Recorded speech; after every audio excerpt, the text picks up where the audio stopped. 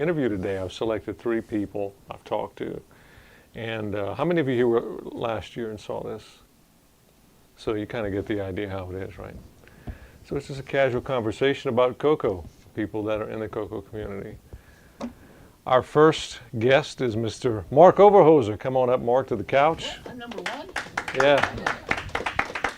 I love surprising people. Testing. Okay, so we'll make sure you have, yep, yeah, right there. Seat here. All right, testing the mic. We'll see. Hey, it's a sure. Can you hear him? Hello? Yeah. All right, well. It's a sure. Of course it's going to work. Welcome, Mark. So everyone, Mark has been in the CoCo community for quite a while. I think he came from the Apple II community. Yeah, I've been an Apple person since 1984. And you're out of Portland? Close. I'm about an hour and a half south of there. Okay, so Apple II, you got into the CoCo. Give us your journey into getting into the CoCo community. Okay, that's kind of an interesting one. It starts with an Apple, believe it or not. The mailman where I worked I'd brought one of my Apple IIe's in. I was using it for a video test thing and some video stuff. And he said, oh, I have one of those. And then later on he told me, you know, I've been meaning to get rid of that. And would you be interested in that? And I said, sure. So he has a Apple IIe Platinum, which is the later one with the keypad, the numeric keypad on it. So I get this Apple IIe Platinum and drives and monitor, a whole bit. Very nice, bunch of original software. He says, oh, I also have this computer I got for this correspondence course. And I never used it. Anyway, it's a CoCo 3, new in box. Box very beat up, it's been shipped back and forth across the country a couple times. But brand new CoCo 3 in a box, manuals, everything, and a bunch of cassettes for the correspondence course.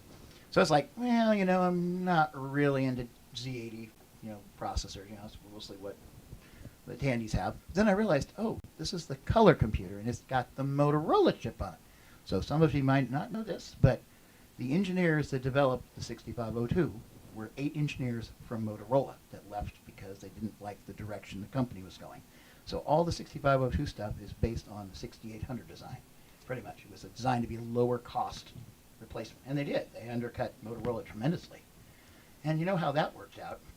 Commodore PET, VIC, 64, Atari 400, 800, Apple I, Apple II.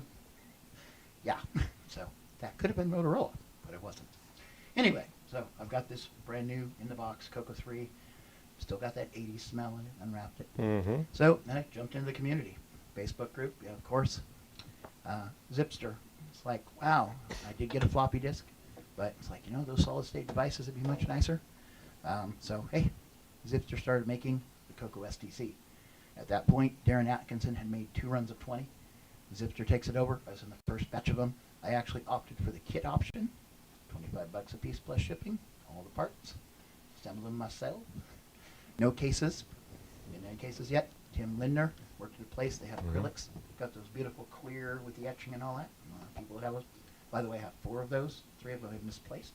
The other ones I've if I ever find them, I know I could probably get $15 a piece from one of you.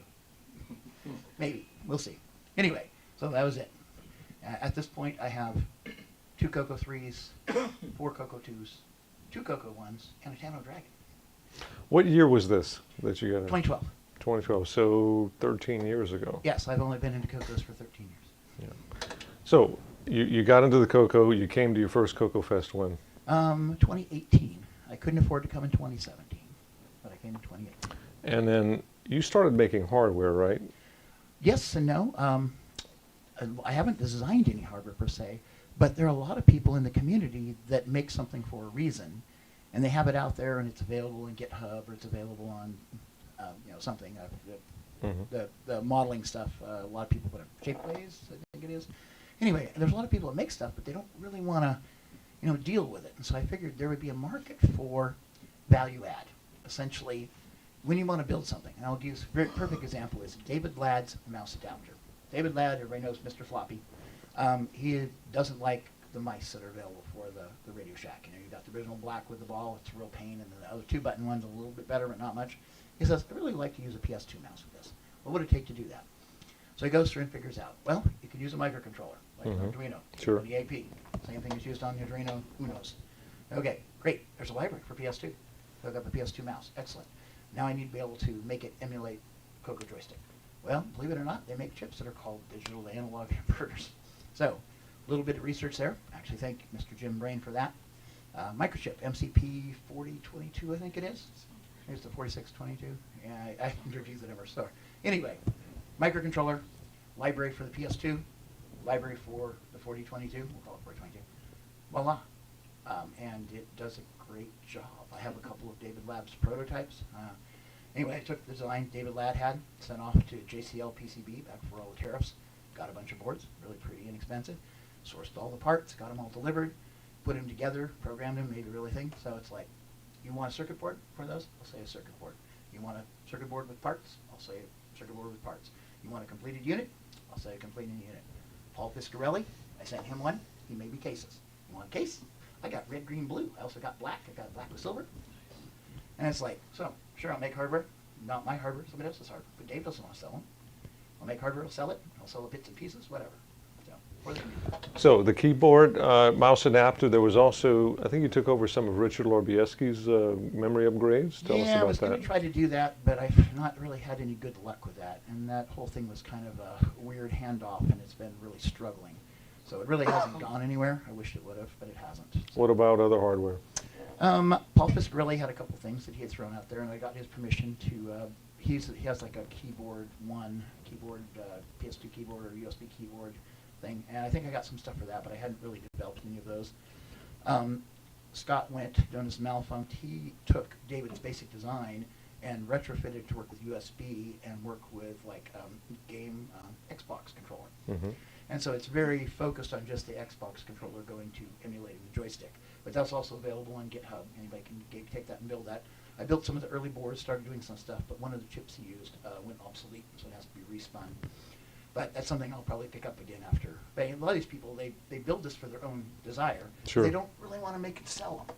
And so I think there's a market there for taking hardware there, working with the people that did it, give them credit for that. Right, because there's a leap between designing and then, of course, productizing, making stocking up Yes. all the parts, Yep. all of that, managing all that inventory, and then selling it. Yes. We have a And so- couple of people in the community that do that. Obviously, Mark Morlett is one of them at Cloud9. Correct. But you're offering services to make designs that are made by people, smart people, available and accessible to a multitude of folks who are interested in using them in their CoCos. Yes, definitely. In fact, I only brought, unfortunately, one of my mouse adapters. I brought it along to other people. Turns out the guy sitting right next to me wanted one. And he had tried another version, but he had difficulty with it. Said, well, here, this is David Ladd's one. Let's just try it. This will work for you. He's like, yeah, this is perfect. And it just happened yesterday. Cool. It's like, you want it? Sure. So you've been in the CoCo community now for 13 years. How is it different from the Apple II and the Apple II folks that you've dealt with?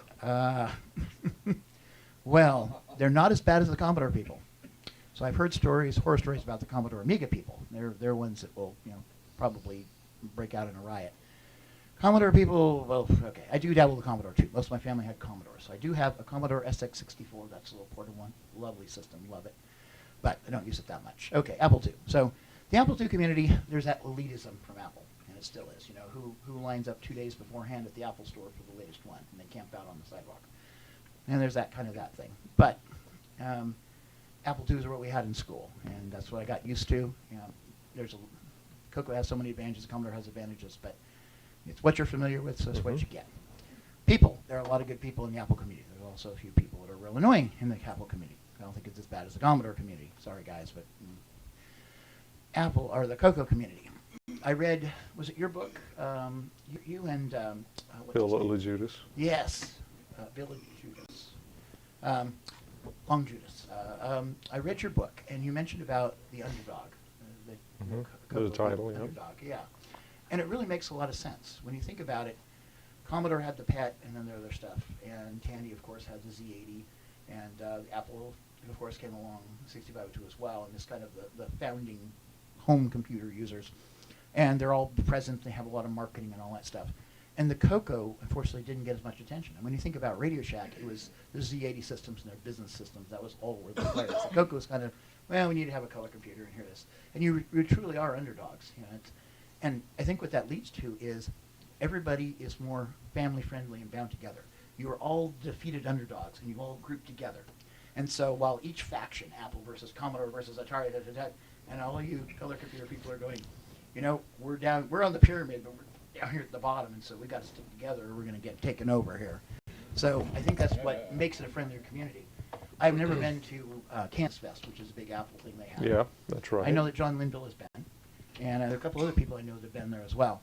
And it seems nice and friendly, but it never seems to be as friendly as the CoCo one. And just the CoCo meetup and the CoCo people just appealed to me more than any of the others. It was worth my time. I would come here to Chicago. I live 2,000 miles away. I'm from Oregon. Live on the West Coast. You know, I would spend my money to come here to hang out with you because even though I have stuff in common with other people, you're all friendlier. And that's another point. You fly here. I do fly here, yeah. And no way I'm driving. Right. Hey, it's 16 hours from me to Los Angeles, and it'd be probably double that to drive here. So I'm not driving. Well, Mark, it's a pleasure to have you in the community. I think that you've added value, and we shared a Uber here a couple of days ago, which was nice, so thank you for that. Thank you. Thanks for being on the couch. Just move over, and we'll get the next person up. Thank you very much. Thank you, folks. All right.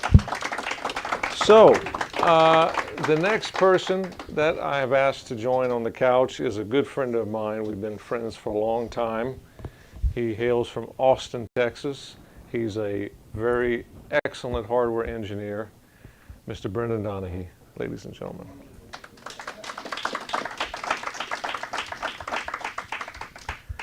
Your microphone, sir. Thank you. Brendan, welcome. Good to see you. Thank you. Happy to be here. So, Brendan has probably, been in the CoCo community for a long time, but I think your well-known hardware product is the CoCo VGA. Yeah. So we'll talk about that. But give us your background in the CoCo. Give us where you started at. Well, I don't mean to make this all about the Apple, but that's where I started as well. When I was in second grade, Dad brought home an Apple II Plus. His plan was, he was learning assembly language. He already knew BASIC and Fortran and other stuff, and his plan was to start doing missile trajectory models, 6th degree of freedom stuff on that Apple II Plus, because he was a missile flight safety engineer. Anyway, so he brought that home, and he set it up on the old stereo cabinet, and he said, oh, check this out, and he typed a 4-line program, 10 I equals 0, 20 print I, 30 I equals I plus 1, 40 go to 20, right? And I knew immediately. I mean, as a second grader, I could comprehend, right, that, and I just watched in awe when he typed run, and it did exactly what he had told it to do, and ever since then, I have just been in awe, right? I mean, I was just dumbstruck. So, fast forward a bit, my brother was born, the house was too small, so that Apple II Plus migrated to my bedroom. And so, I would fill up disk after disk with, stupid BASIC games and stuff like that, and that I wrote. And then we moved from Alabama back to New Mexico, and we had more space again. 2 Plus was no longer in my room anymore. But, I was already a fan of, electronics and parts from Radio Shack, right? I had the 201 and all that stuff. And so we'd get the sales flyers, right? And I'd leaf through it and I'd be like, man, this CoCo looks really cool, right? And so, just like that kid on was it a Christmas Story or whatever, right? I'd open the flyer and I'd set it at the dining room table at Dad's spot, right? Or set it on the bed, right? Hint. Put your eye out? yeah. Thankfully, the CoCo didn't put mine out. But anyway, eventually he got the hint, right? And we went to Radio Shack there, and I distinctly remember, him saying, well, I want 64K extended color BASIC, right? It's CoCo 2. And we brought it home and hooked it up, and Dad was like, this banner says color BASIC. Oh, boy. Says, 8K or whatever. He's like, this isn't a 64K extended color BASIC machine. I'm like, Dad, no, we just need to leave it here, I don't want to take it back, He did anyway, and I'm thankful, in hindsight, that he did. So anyway, and then he got me my CGP 115 plotter, right, and showed me how to. He wrote a basic program to do Lissajou figures, right, And I was just, again, just in awe and dumbstruck. So, you know, worked through the CoCo Color Basic and Extended Color Basic books, and you know, played a little bit with OS9 once I got my floppy drive, and stuff like that. So anyway, I'm not sure if that answers your question. Yeah. So that was, How old were you whenever you got your CoCo 2? so I think I might have been 9 or 10. Oh, wow. Young. Yeah. So you got your CoCo 2. Did you ever get a CoCo 3? Not until 98. Okay. So what happened? Did you go off to college? Did the CoCo become relegated to the closet, or? Yeah, the CoCo got relegated to the closet. I mean, I'll admit that, you know, very few machines have left my clutches.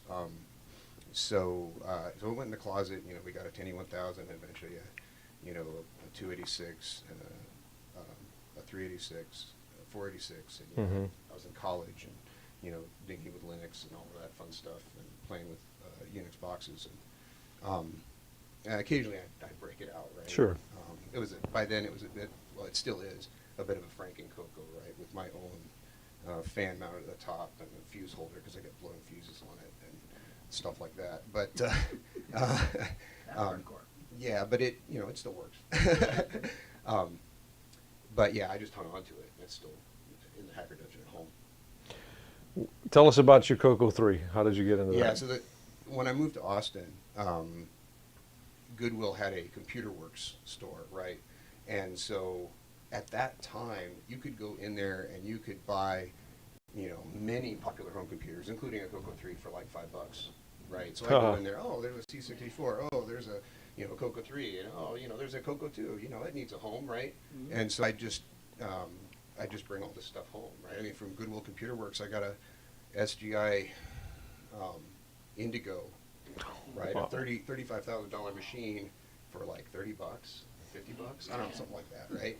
It works. I brought it home, booted it up, right? So, you know, that sort of happened over and over in the late 90s and early 2000s, and then after that, the prices just started skyrocketing. I just stopped. So you got your CoCo 3. Did you get back into OS9? Did you get back into the basic programming side, or what? Yeah, actually a little bit. You know, so I knew of Cloud9, right? And so once I got my CoCo 3, right, I was like, okay, now's my chance to max this machine out, right? So I ordered RAM upgrade, and I ordered a Protector Plus, and AT keyboard adapter, and the hard drive controller, and, you know, all of that good stuff. And then yeah, it all came in the mail, and yeah, I started playing with it. I didn't get deep into OS9 at that point, but, you know, I was already familiar with it. I became a little more familiar with it. All right, let's fast forward. So you've had your CoCo 3, you've been experimenting. You obviously do hardware. So at some point, did you say, I wanted to develop something for this from a hardware standpoint? How did that come to evolution? Yeah, so, you know, and it's probably obvious that even though I had a CoCo 3, my heart was still more in the CoCo 2, right? I had a lot more familiarity with it, and how it worked and everything.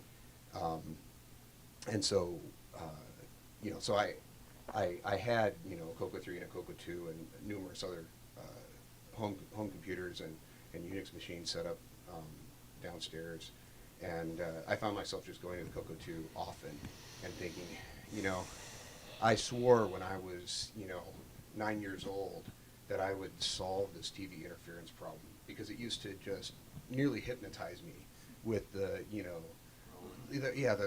the interference patterns that would show up, especially because, you know, Dad and I built a custom desk for all this stuff, and there was a, you know, under cabinet right underneath the TV was a fluorescent light, so that made everything worse, right? And so I was like, you know, when I was a kid, I was like, someday I'm going to know how to fix this.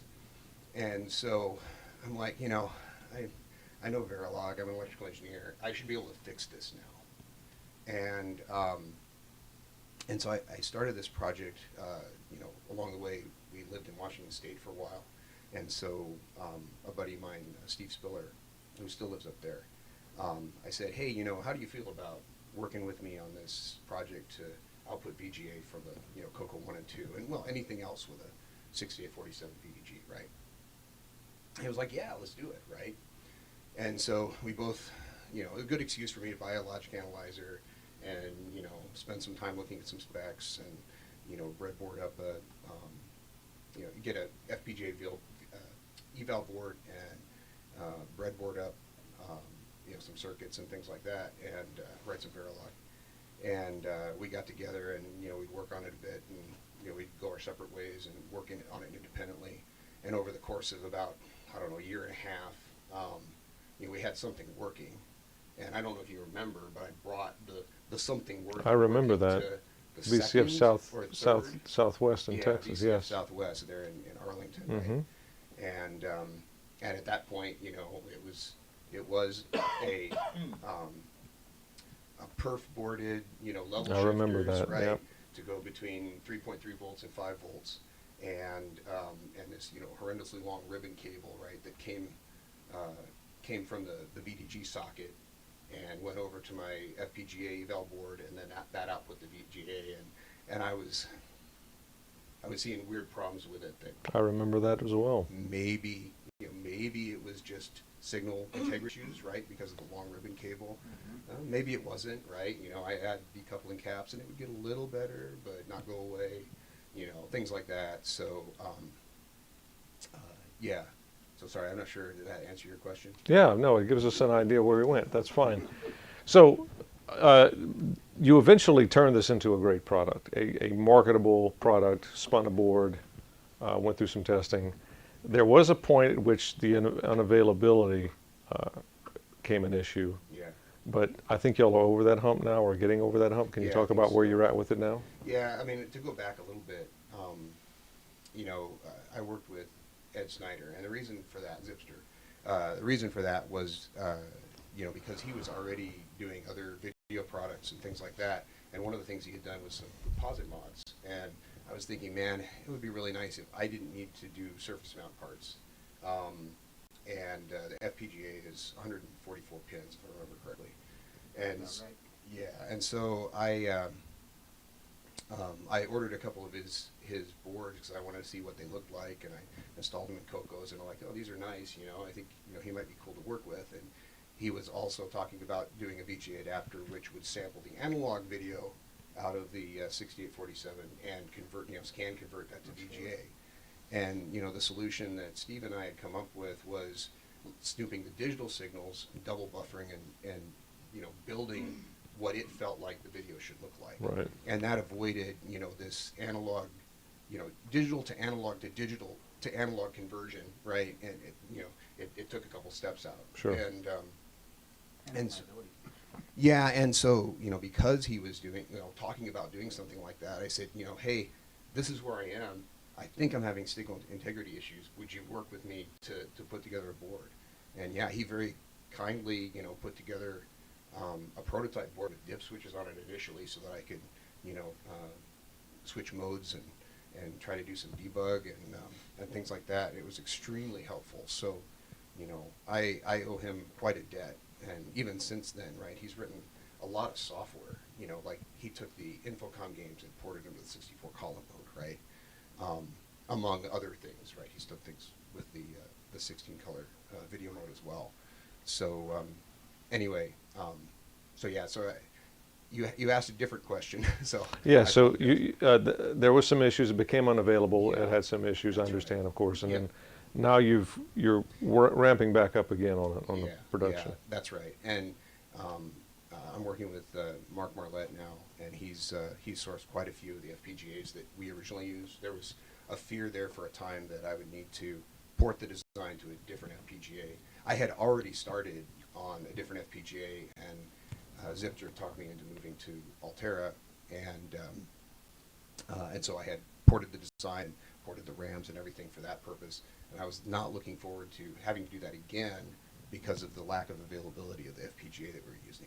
Right. But like I said, Mark has been able to source, you know, a fair number of those. Good. So, so I think we're well underway. I mean, they're not available yet, but he's making good progress. Excellent. Well, thank you for your contributions to the CoCo community. It's been a pleasure to have you. I think the CoCo VGA, I don't know how many of you have a CoCo VGA in here. It's a great product. Want more? Yeah, want more. There you go. There's the demand, right? So thank you. Thank you for coming, and thank you for being part of the CoCo on the Couch. Thank you. All right. So the third and final guest we have is a gentleman who I met last year. Very nice fellow. Hails from around Huntsville, Alabama, and has some impressive CoCos at his booth. I don't know if you've seen it. You might want to check him out after the show. Mr. Bill Athing. Bill, come on up. Bill, welcome to CoCo on the Couch. Thank you. Tell us a bit about your CoCo journey. Where did you start? I started in 1981 when it first came out. I got the CoCo 4K for Christmas, and my father had offered me a choice. I could get an Apple II, or I could get the CoCo, and but the Apple II I would have had to wait a little bit longer because it was 4 times the dollars, and so I'm like, bird in hand is worth two in the bush. Yep. So I went down that journey. Started with the 4K. I learned about circuitry by upgrading that to 16K, and then did one of those 32K upgrades where you piggyback and soldered the chain together, and it was a great learning experience. It's a system where you can have the design of the computer all fits in your head, unlike a modern computer with a BGA that's got 1,000 connections on it.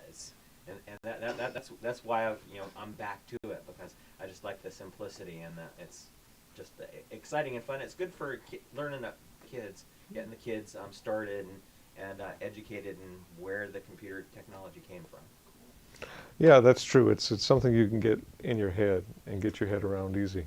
So you got the CoCo.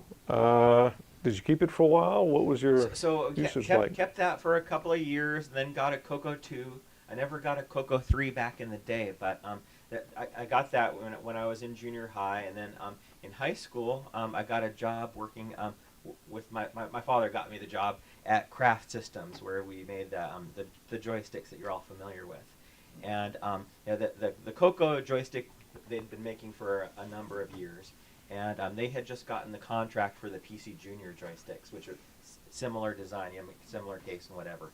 And so I was working for this company. We had a huge assembly line. There's something like 300 workers making those joysticks. Wow. We made millions of those. I mean, I don't know the exact numbers, but it seemed like it was in the millions because it was a big contract. And PC Junior turned into a flop. And so I got the job there when I was a junior in high school, and when I started college at UCSD, the company went from 300 people down to about 12. And it was not just the PC Junior contract expiring and all that stuff, but they started to move things offshore to China, and so the next joysticks that they came out with were those Craft KC3s that you see around. But I learned a lot about computing then. I had designed my first circuit board working for that company. I built a little interface that went inside originally it was in the deluxe joysticks, but eventually it wound up in the KC3s, which was a little board that we called it the Universal Protocol Interface Adapter, which was a grandiose title, and my first patent. I'm not sure the patent was awarded or if it was just applied for, but I worked with the patent lawyers and stuff like that at 17. It had a 6805 HC11 R3 and an analog to digital converter, and then it went over to either a Microsoft bus mouse interface or a Microsoft serial mouse interface, and later on we had a version that did the quadrature interface that Macs used. And so I designed the circuit board. I didn't get to design the original software for that, but we had a professional embedded systems guy come in that I learned a lot from, and we had the Motorola exerciser system to debug it. And then eventually I got to do he did the ADB version of it, and then I got to do the serial mouse version of it. So that was pretty cool, and got started in embedded systems. That's what I learned about at college.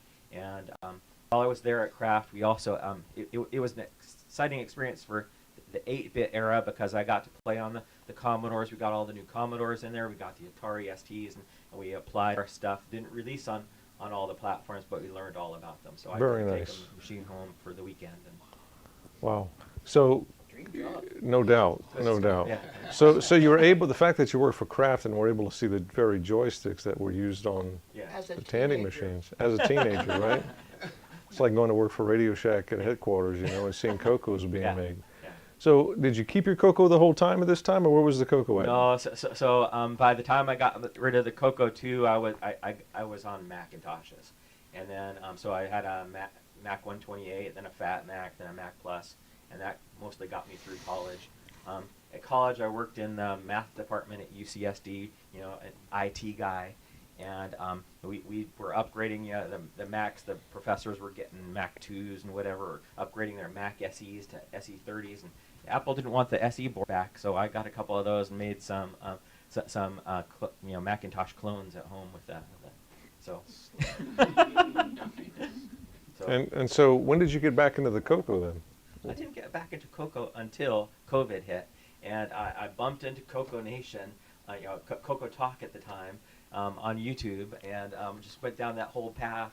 Watching it. I think I started with the 8-bit guy. The 8-bit guy did his refurbishment of a CoCo 1, where he painted the case, and it looked horrible, but but he got me into that, and then I found more, and yeah, so I started getting back into it. I started to acquire some systems, so now I have CoCo 1 4K like I had back in the day, and I got all the CoCo 2s, and I learned about the CoCo 3 and finally acquired a few of them, and then I'm like, okay, I want to contribute to the community, and I want to do some stuff. I was trying to figure out what that would be, and I had also acquired some other 8-bit systems, some Apple IIs. I got an Apple IIc Plus and an Apple II GS, and then I found out about FujiNet, and so I built a couple of those, and started working on that. So I'm working on the Dragon port, so CoCo Cousin, and I'm working on some other software for the FujiNet on it, and it's been a fun ride. I'm over at my booth now, my table. I have I built an Athena board from Rocky Hill, and I wanted to have a modern case for that, so I 3D printed that, and that'll be available up on my GitHub soon. And yeah, so I having some wanted fun to with mention that the Athena board, for those of you who don't know, that it's a CoCo 3 motherboard reproduction. I'm assuming that Rocky Hill sells it as a kit, and you can populate it? He puts it up on his GitHub, and so you can run it off yourself. I traded him a FujiNet for my blank board, and Nice. I don't know if he provides kits or not, but he provides a full BOM with part numbers for Mauser and DigiKey, and so it's easy to order. But I don't know what the price of all the components was to order it that way, but I think it's I don't want to know. I don't want to remember how much I actually spent to do it, but I don't think it was a lot. I think I did it. It was about 70. Yeah, that's So not you bad. did it as well. Yeah.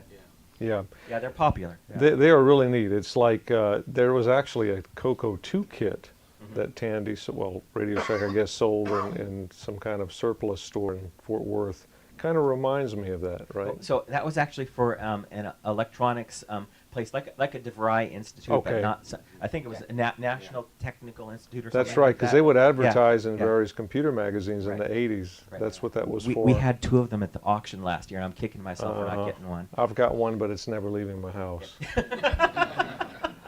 Well, so to end your segment, tell us about what you think about CoCoFEST and the CoCo community. So this is my second year at CoCoFest. Last year I just did an attendee. This year I wanted to show stuff off, have a base of operations, work on my projects, and so that's what I'm doing over there. It's an exciting community. I mean, everybody's so friendly.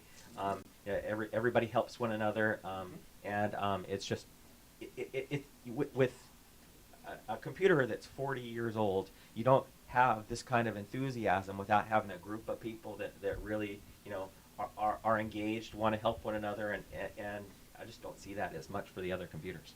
Excellent. Well, I can say you are the youngest member of the CoCo community on the couch in terms of your most recent entry. But thank you for being part of it. It's good to have you here, and we appreciate you adding value. So thank you very much, Bill Thank Effing, you. everyone. All right. So that concludes CoCo on the Couch. I hope you all enjoyed it. Thank you. Thank you.